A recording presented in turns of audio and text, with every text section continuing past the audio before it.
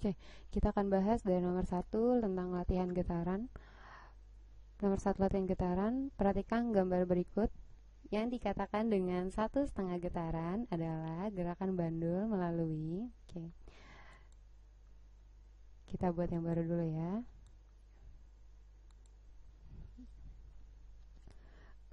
Gerakan bandul dikatakan 1 getaran ketika bandul kembali ke titik semulanya. Ketika bandul seperti ini, maka titik yang tengah adalah titik seimbang dari bandul. Lalu di sini ada titik A dan ini ada titik C.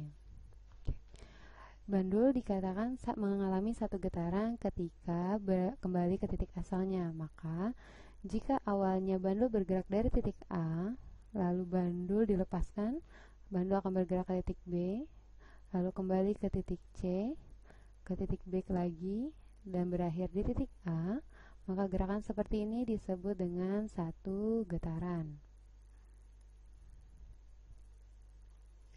Lalu gerakan setengah getarannya adalah setengah dari gerakan 1 getaran tersebut, yaitu gerakan bandul dari titik A ke titik B dan berakhir di titik C. Ini disebut dengan setengah getaran.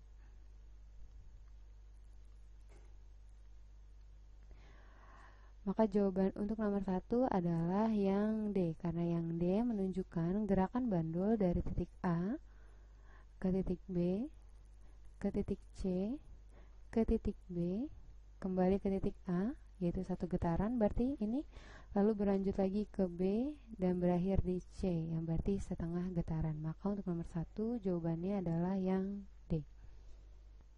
Ya, sekarang kita bahas soal nomor 2. Diketahui sebuah bandul bergerak sebanyak 4 kali dalam waktu 8 second.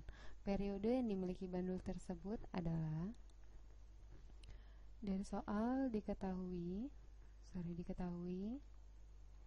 bandul bergerak sebanyak 4 kali, maka N-nya sama dengan 4 selama 8 detik, maka T kecilnya atau time-nya adalah 8 second. Yang ditanya adalah periode. Lambang dari periode adalah T besar. Maka jawab rumus periode adalah titin. Ingat ya, titin. T besar sama dengan T kecil per N. Maka 8/4 sama dengan 2 second. Jadi jawabannya adalah 2 second, yaitu yang A. Ya, sekarang kita bahas nomor 3. Sebuah ayunan bergetar sebanyak 50 kali dalam waktu 10 second. Frekuensi dan periode ayunan secara berturut-turut adalah. Oke, dari soal kita tuliskan dulu apa yang diketahui ya. Yang diketahui adalah N. Jumlah getarannya itu sebanyak 50 dan waktu getarannya itu T kecil sebanyak 10 second. Lalu yang ditanya ada 2 yang ditanya. Oke, yang pertama adalah frekuensi F kecil, yang kedua adalah periode yaitu T besar. Maka untuk menjawabnya, yang pertama yang A. Frekuensi sama dengan N per T. Fanta. Frekuensi sama dengan N kecil per T kecil.